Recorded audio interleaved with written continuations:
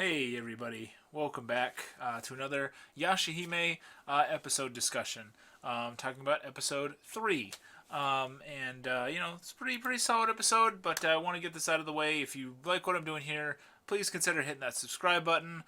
Channel's been growing at a decent amount lately, and I want to kind of keep that going. Hit that like, drop a comment, whatever you need to do. I really appreciate you guys.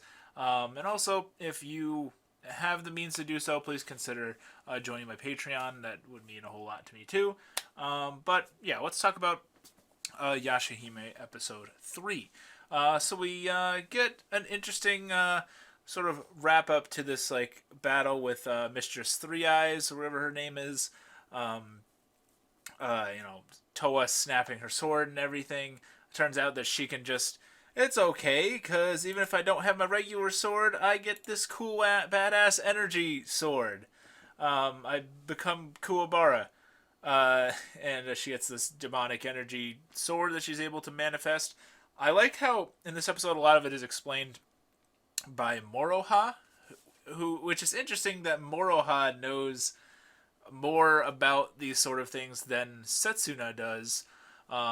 Or at least maybe Setsuna's not very vocal about it. They did note that um, Moroha seems to know who Shisomaru is, and then Setsuna claims that she never met her dad. So, or at least hasn't seen him in a long time or something like that. But yeah, Moroha seems to be more aware of a lot of general things, especially in like the demonic realm and everything, like weapons and capabilities and everything like that, powers, and seems to know a lot more. I guess that experience sort of comes with bounty hunting and stuff like that. Yeah, that's kind of interesting. She also mentioned that she does have bounty hunter. That she knows other bounty hunters. I don't know if they were like allied at some point. But I was picturing her as sort of like a loner. And maybe that is sort of the case. Moroha does have like a very interesting scene in this part, or this it's not this exact picture, but this is post that where she takes a shower in the modern world in Sota's house, and obviously she's never experienced like a real shower or real bath before, especially one from the modern era. She's so comfortable with herself that she just walks around with just a towel, and Sota's wife covers his eyes. That was pretty funny. But yeah, back to this cool energy sword. This is interesting. We saw this, I think, in some of like the previews and stuff like that. I think it is it in the OP. It probably is. But and it's cool looking. It's I like the blue. I like sort of the color scheme we got with the pearls going on. It's interesting to note that the pearls for the twins like go into their eye versus Moroha like physically has hers. I don't know why that difference is the case. Um, but yeah, I think this is gonna be a cool weapon going forward. I hope I imagine that we're going to be seeing more of this. And so yeah, we defeat Mistress Three Eyes here, and turns out there's a little like the piece of Root Head is able to possess people, possesses Toa for a little while, controls her body, eventually goes into Toa's sister, which Setsuna kind of laughs and like you're so like naive that like you think like controlling a little kid would be simpler, when in fact that was kind of a dumb move, because going into the little girl body really hinders, I think, your attacks and so forth. Considering she just took a little rock and like started like poking Toa with it. So interesting.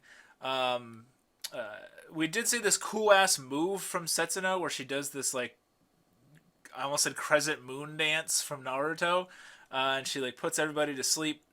But let's talk Setsuna for a moment. Setsuna, you know, very much the like aesthetic of her dad, very calm, composed, sort of tsundere-y looking a lot of the time, very angry expression. and she apparently has no memory of Toa. Toa's like, "Hey, you're my sister. Don't you remember me?" Setsuna's like, "Nope." Um, we learn that her memories have obviously been manipulated. Something with this dream butterfly thing that I think we're going to delve into. This seems like kind of the first crux that we're going to focus on here is reclaiming memories. And I don't know if they're going to be able to do that like quickly or if that's going to be like a big overarching thing. Um, but we'll see. And at first, Setsuna was confrontational with Toa, which was interesting. I kind of get it. You know, you got this girl saying she's related to you. You don't know who she is. You've also been like teleported to this like seemingly like other dimension where there's lights and planes and stuff going around.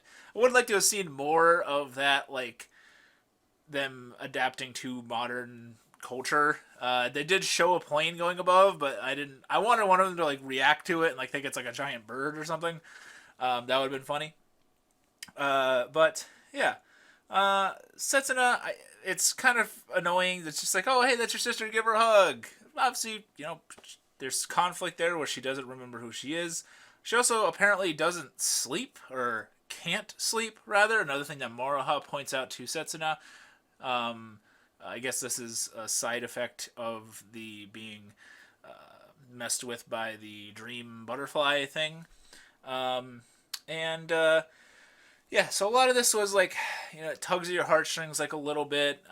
They did confirm, we did see Shisomaru carrying two little children when the twins were young.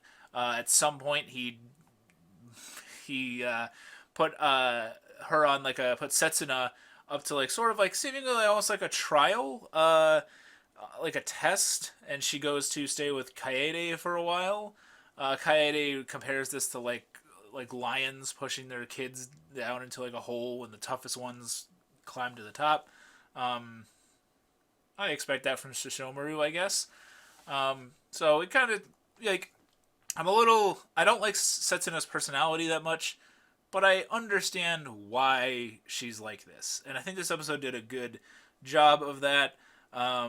Toa's still Toa. She's okay. I like how she's like committed to family and stuff like that, and her sword, like I said, pretty badass, pretty cool. I feel bad for her finally being reunited with her lost sister, and her sister doesn't remember anything. Moroha, still my favorite. Moroha is definitely my favorite, and I like how she's not just like a brash idiot. She's seemingly like the most knowledgeable, and I assume that probably comes with like field experience and stuff like that. She's also like relatively nice, even toward like strangers. Like she tells the family to like Sota's mom and grandpa and May, the little girl, to like go hide. That was cool. I like Moroha a lot. She's brash. She's funny. She's a weird like collector of like demon bones and items and stuff like that. And she looks at everything with like a value, which is interesting. Um, you know, still would like to know where the parents are. A little like insight on that. I would like that. And then the last thing that I do want to mention, this is the big elephant in the room. There she is. Kikyo is in the next episode preview. Now, if you've ever... The people that have watched me for some time know this. I've mentioned it a few times. If you're newer to the channel, I was not a big Kikyo fan for a long time. The first time I watched Inuyasha, I really hated Kikyo. And it took till like my second, third time seeing some of these episodes and talking with other people about the series that they sort of convinced me that I shouldn't hate her as much, but I just think like when are we done with her? Like she's interesting to an extent, but I don't just she's the ultimate like can we just move on character in my opinion. But I guess you're not going to really if you're going to go for nostalgia points, you go for all the nostalgia points. I kind of hope she's not like a constant recurring thing. I kind of expect that she's going to dump information on them in the next episode, being like a spirit within the Tree of Ages or something. And maybe then maybe her and her incredible personality, where she just talks like this all the time.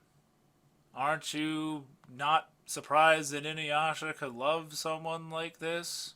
Who doesn't love people who have such emotional depth? Yeah, that's Kikyo. But I don't know.